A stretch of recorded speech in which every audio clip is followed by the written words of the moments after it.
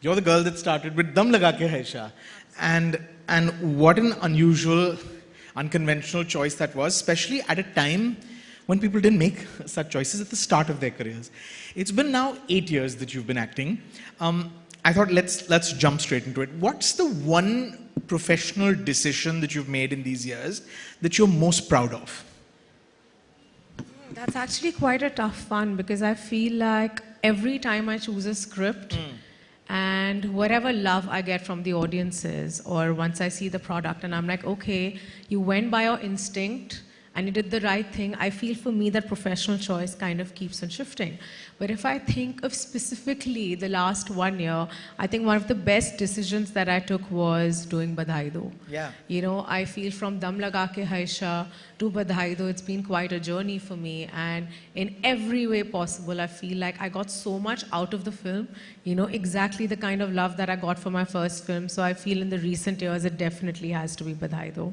Badhai Do is an incredible film with a great performance and a great message. And I think most people that have seen it will agree that it's also one of those films that has a message but doesn't beat you on the head with it, which is just so important, isn't it? Absolutely. You know, look, I've always supported films that have a message, that have something more to say.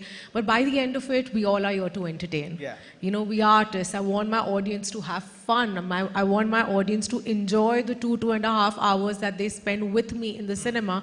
But it is very, very gratifying when they walk out with a certain amount of change of a mindset. Yeah. You know, I feel like in the times that we are living in, it is very important to stand by your belief system. It is very important for your art to kind of resonate with the times that we are living in. So I have in many ways, it could be Toiletic Prem Katha, Badhai Do, you know, or a Sant Ki Aankh, or a Bala, or Son Chiriya, any of the films that I have been loved and appreciated for, I feel like all these films have worked because they kind of have the right balance of entertainment with a bit of a message. Yeah. So what's the process, Bhumi? I mean, when you're reading something that comes to you or you're sitting in on a narration, what's the point at which you realize this is something I want to do, or this is something that I relate to? Is there a muscle that you use when you're picking what is next for you? You know, honestly, I think the process is always different. You know, for Dum Laga Ke Haisha, I was just counting my stars and I was like ever so thankful because I got an opportunity to be an actor. There was no chance, you know, with the background that I had or the opportunities that were in front of me, or like, you know, as ma'am rightly said in my introduction, I truly feel that, you know, I'm not what a conventional Hindi film actor looked like. I feel like that's changed a lot over the last few years. But I feel like every time I'm reading a script or I'm hearing a narration, at some point, there is this excited child that starts jumping and I'm like, oh my God, I want to play this character. Oh my God, I want to be a part of this story. Because for me, honestly, the length of the part does not matter. Right. And I feel I've been applauded many times when I've not kind of conformed to कि ना ये picture करो क्योंकि ना ये full picture आपके ऊपर है या ये picture मत करो क्योंकि यार इसमें 5 ही scene है. But I have actually experienced it with a film like Son Chiriya when I actually entered on the 45th minute. Right. And everyone was like, but why would you do this film? There are like 11 male actors and, you know, you have like I literally had 9 scenes that mattered in the film. But it was just something about working with that director or being a part of that story.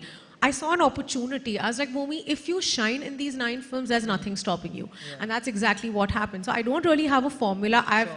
Till now, I've not understood the math behind why a film works or why it doesn't work. I purely function from a place of love for cinema, from a place of the greed of leaving behind a legacy of work that can be watched by generations to come. And every time I see an opportunity like so, I just jump at it. Now, the choices you've made, like you said, you know, I'm guessing there are, and I don't know if it still happens. I guess now you've proved to be a bit of a deet. So I don't know if it still happens. But when you're grateful for the opportunity to be offered something like Dum Laga Ke Haisha. But I'm guessing there are people who are telling you, are you nuts? Why would you do this film? It's your first film where you're going to put on all this weight and people are going to think that's who you are, right?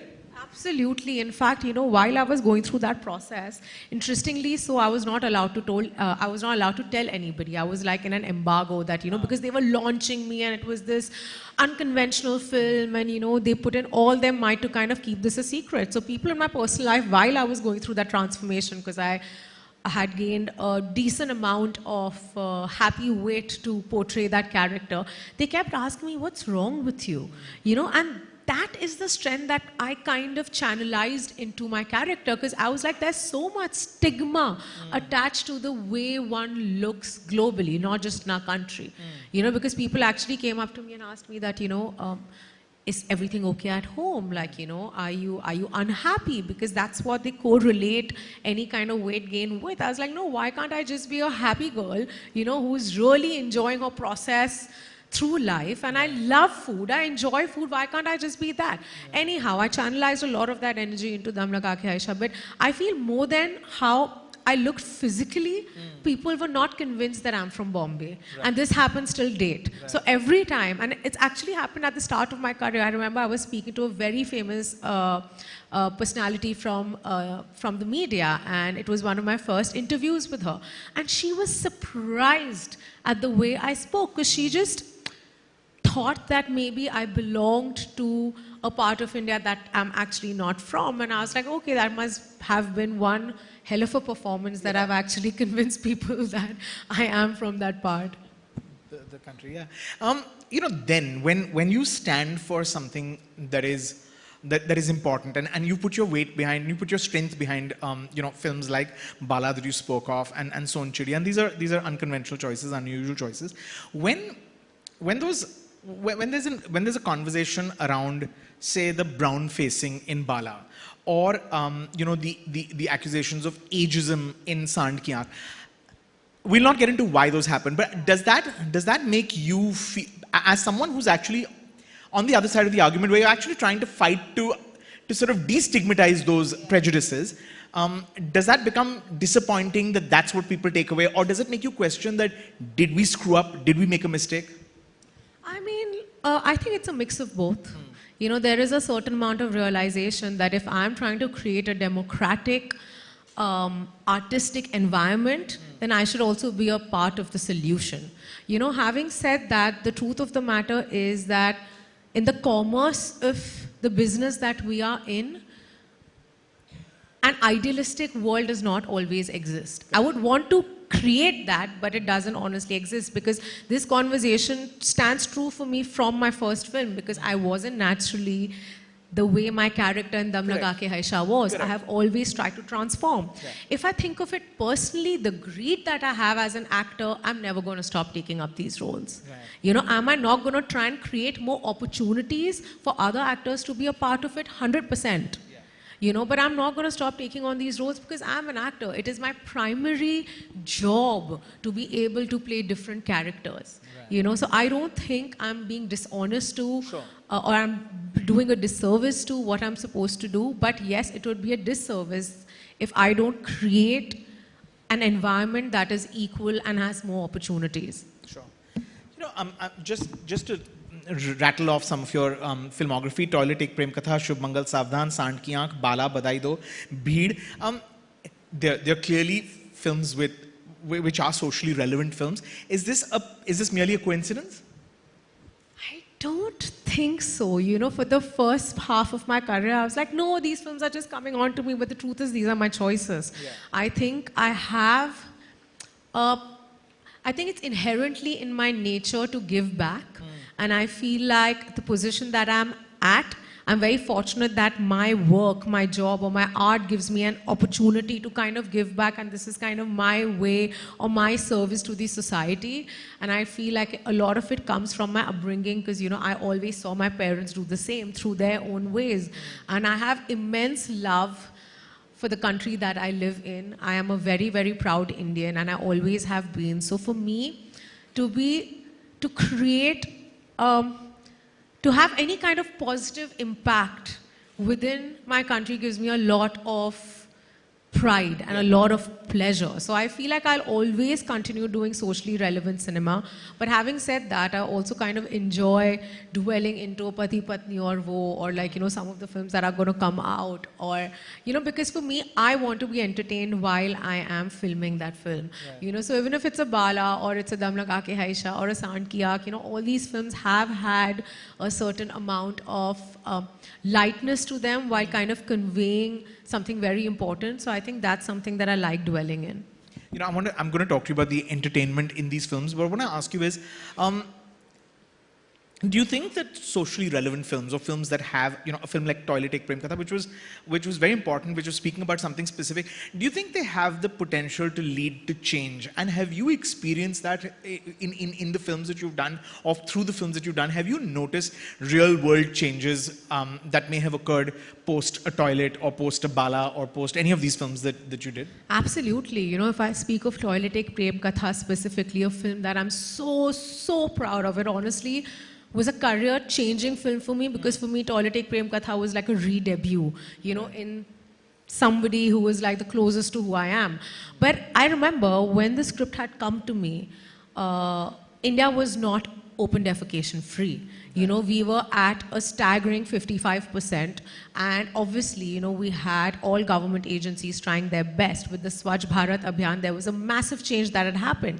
But what we needed to do was we needed to kind of seep into the mindset that people had. Right. And when a film like Toilet came out, we actually saw that change, because in every little village, taluka, district of India, Toilet Ek Prem Katha was played, and they had seen that content, and they were like, okay, this is my right. It is my right to have access to sanitization and good sanitary health. And we are very proud that, you know, post the film, and the film was celebrated globally, post the film, we saw like massive change. So that was the first time I realized the power of cinema.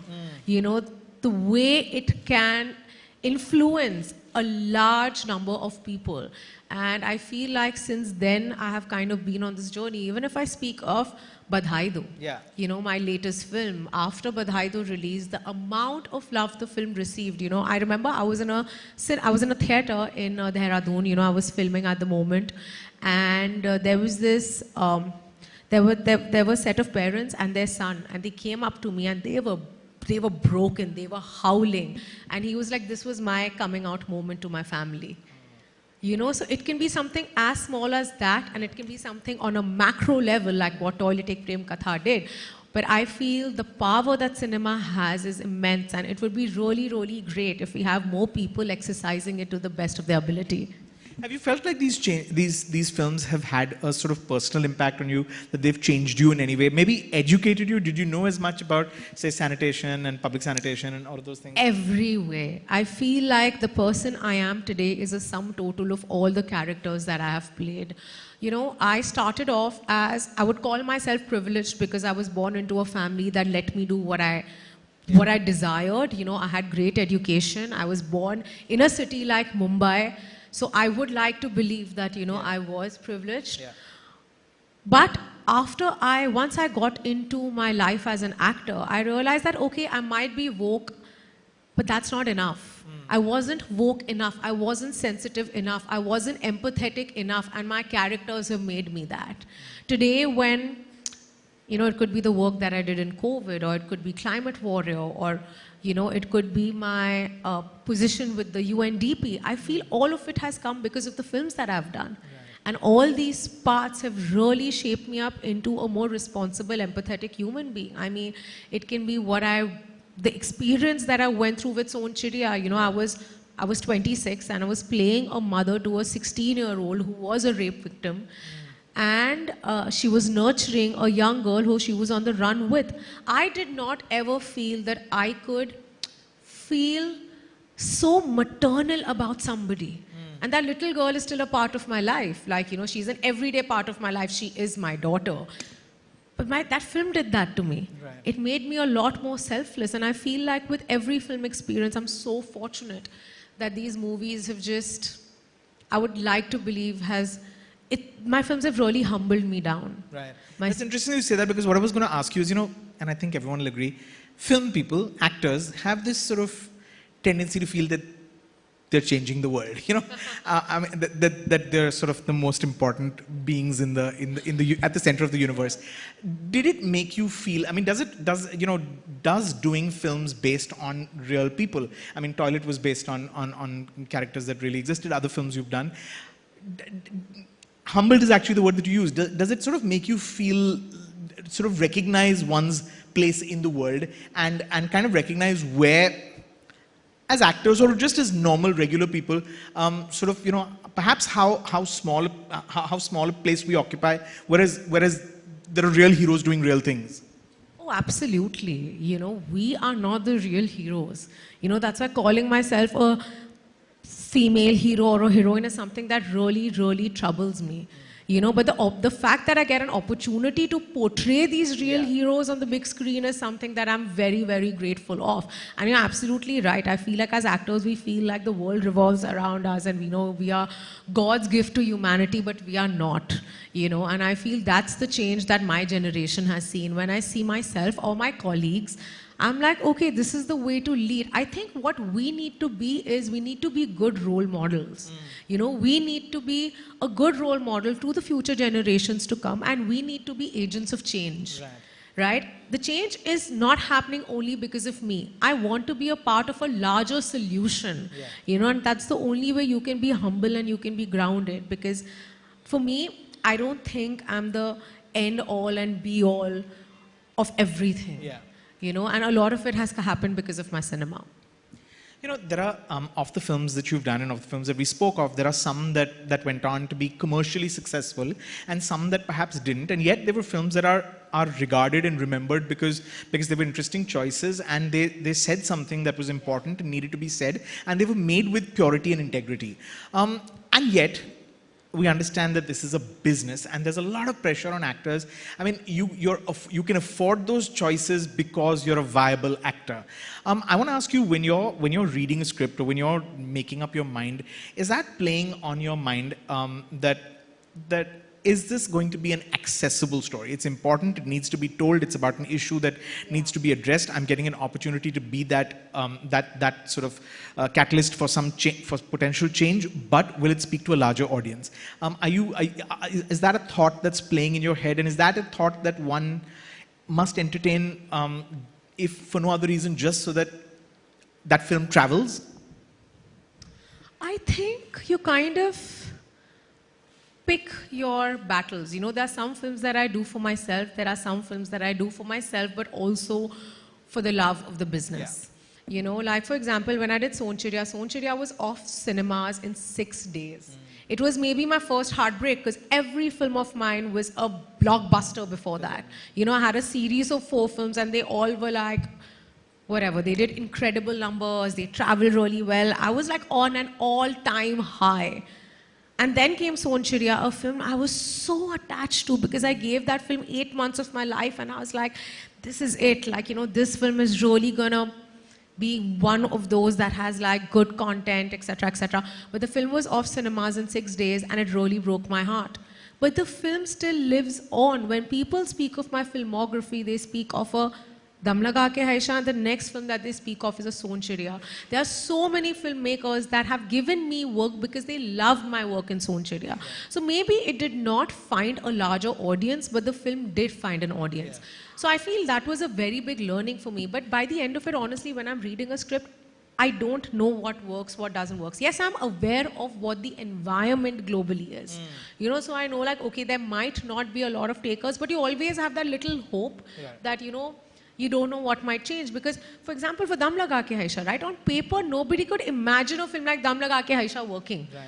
Because on paper, the male lead, is not macho at all. There was nothing heroic about what Ayushmann was doing in the film. And I wasn't a conventional heroine, but the film broke barriers. So, you always hope that it works. But, as I said, Rajeev, by the end of it, I want to leave behind a legacy of good work.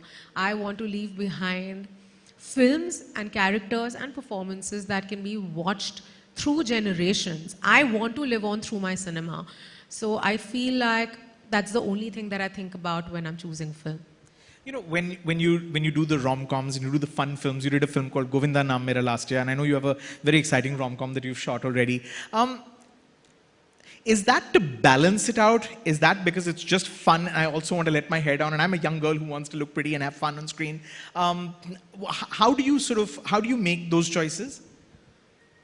Look, I was 12 when I kind of told my mother I want to be an actor. And I wanted to be an actor because I saw like Sri Devi ji, I saw Madhuri Dixit, I saw these wonderful women create magic on screen.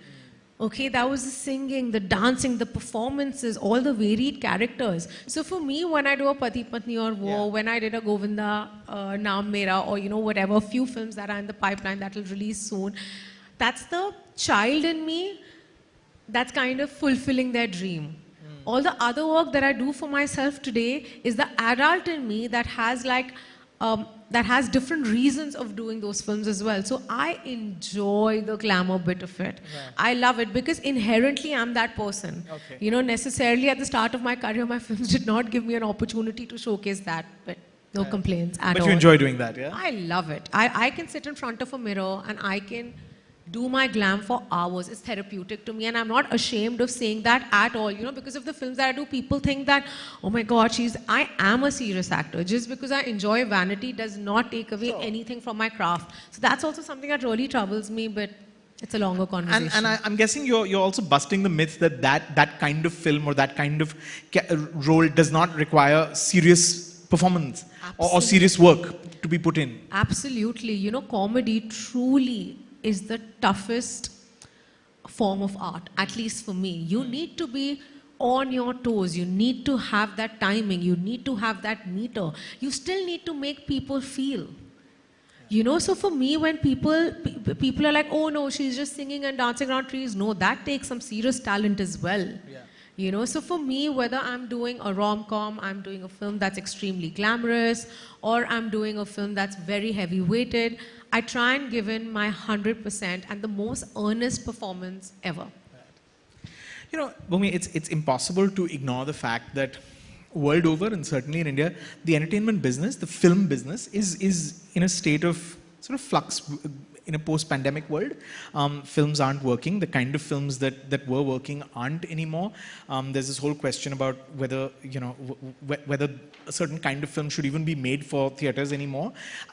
I think it's fair to say that nobody knows anything at this stage. Absolutely. As an actor, when you're reading new material, when you're contemplating what to do next, when you're charting a career, how are you feeling? I mean, what's going on in an actor's head, given the current climate when no one knows anything? I mean, is one going to be relegated only to small screens, or only to, shouldn't say small screen, but only to streaming screens in a post-pandemic world if one isn't doing those event kind of tentpole films? I mean, are these genuine concerns for young actors like yourself? I mean, there is so much noise about this around us all the time. We have our teams, we have people that care about our careers, that are constantly like, no, this is how the wave is going to be, just kind of succumb to it. But I feel like you kind of need to find the strength within. I completely refuse to believe that the big screen magic is going to die. It can't happen. It won't happen. A community watching experience cannot be compared to what happens at home. Am I not a supporter of, different digital platforms? Correct. I absolutely am, because it has been so disruptive that the content that we see on digital platforms it's completely challenged our existence. Right. But what if theatrical becomes the exclusive privilege of a certain kind of film and a certain level of movie star? I don't think that's true. There was a Norway versus Mrs. Chatterjee that just came in. It was a small film with like Rani Mukherjee, who we all love, and the film has done decent numbers. So let's not ignore the fact. The point is we need good cinema. Sure. I think that's what we are lacking. I feel like we have disappointed our audiences and we need to win their trust back. I don't think, I feel like it's a wave, right? Before, like a couple of years ago, it can be a Bareli Ki Barfi or some of my films, the mid-section films that they didn't exist. You know, it was again, we were again stuck between, like, you know, I hate saying it, but like either you were a niche art house film or you were like this massive pot boiler. So that middle segment didn't exist. But then with good stories, with strong stories, with like talent with newer talent, we kind of recreated that segment. And I feel like that's exactly what's going to happen. We need good films. But Badhai though. For example, you know, we were the first film that came out after the lockdown on a 50% occupancy, with no night shows, with Delhi completely shut. We did somewhere in the mid-20s.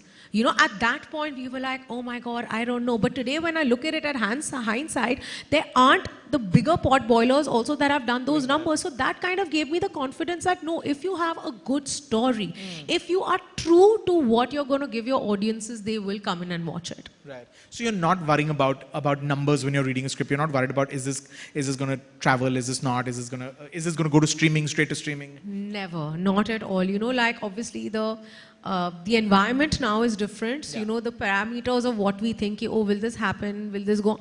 But even back then, right, when my choices were different, I only went by the content and the material that excited me. And I feel the only way I will survive as an actor and I'll thrive as an actor is if I'm true to what I enjoy doing. Sure.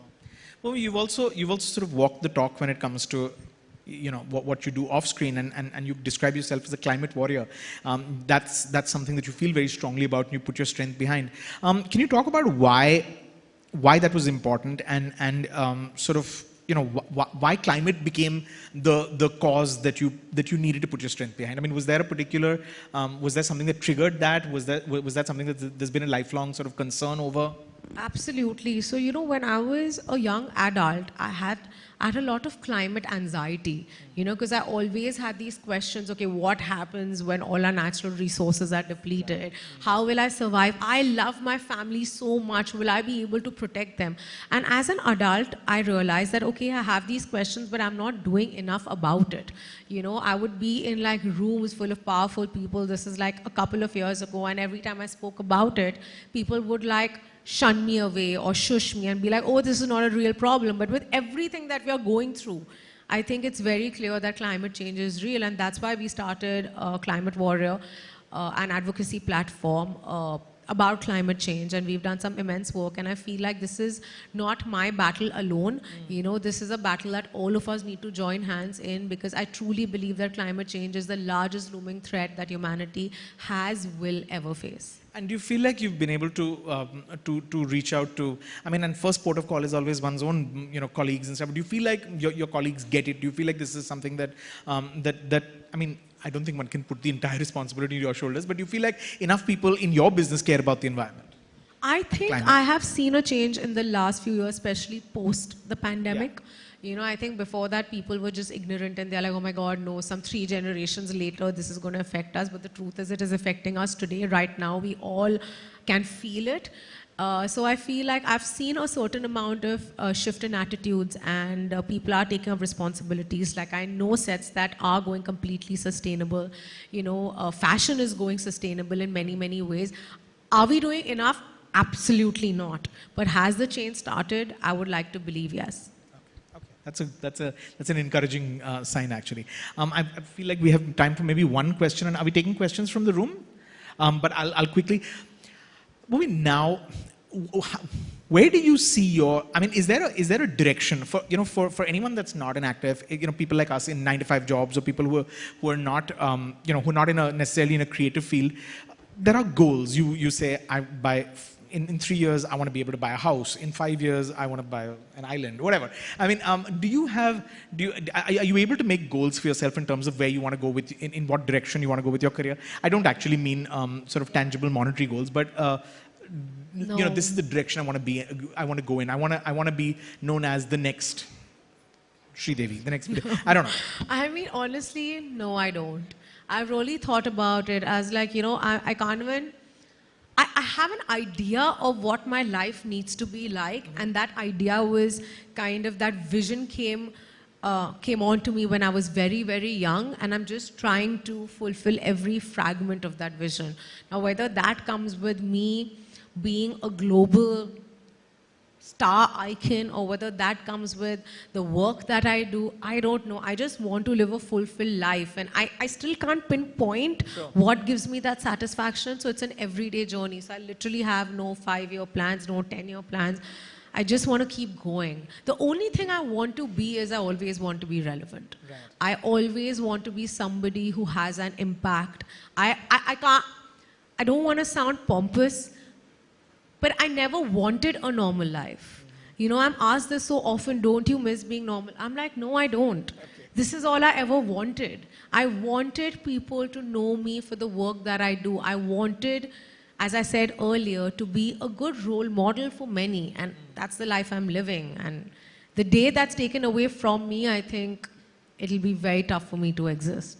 You mentioned global star. Is that a hope? Would you like to work outside? Would you like to? Yeah. Absolutely. Like, I would love to. I don't know when or how, at what stage of my career or life would that happen, but I feel like it will. Okay. Well, all the best. If we have maybe 2 questions we can take from the room. If anyone has a question, you can raise your hand, and we will maybe pass the mic on to you. Yes. Seema there. If someone can pass a mic to Seema. Yeah, okay. Sure.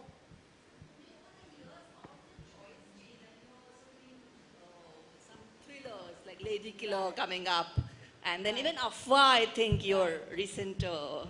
So how do you enjoy that genre, and how has the choice over the years changed? I feel like, you know, over the years, I've been very lucky that I've had a lot of different kind of genres come my way. But as you are absolutely right, thriller is something that's very new to me. But it's fun, you know, it's honestly a lot of fun because you're always kind of walking on eggshells. And I feel when you're doing a thriller, there's no right or wrong way of doing something. So I'm enjoying it. I feel that there's a lot more that I've still not tapped into. But at the moment, yeah, I have a couple of thrillers that I'm really trying to be very tight-lipped. But okay, thank you. And the lady next to Seema. Yeah. hello, ma'am.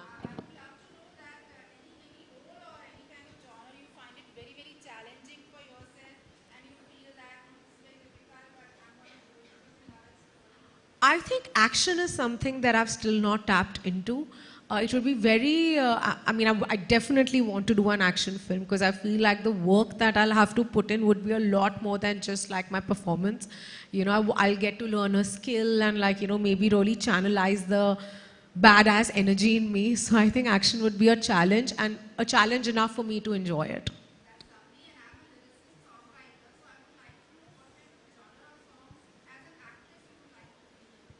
I love purist songs, you know. So, for example, Momo Ke Dhage is my all-time favorite. That's the kind of music I personally love listening to. But you know, being a millennial, being a hardcore Bollywood lover, I can't get enough of my Tamma Tamma and like, you know, Choli Ke Piche and you know all the fun that I do. You need to watch me at weddings. I'm nothing like this, poised and you know giving these answers. But I love Bollywood music. Thank you.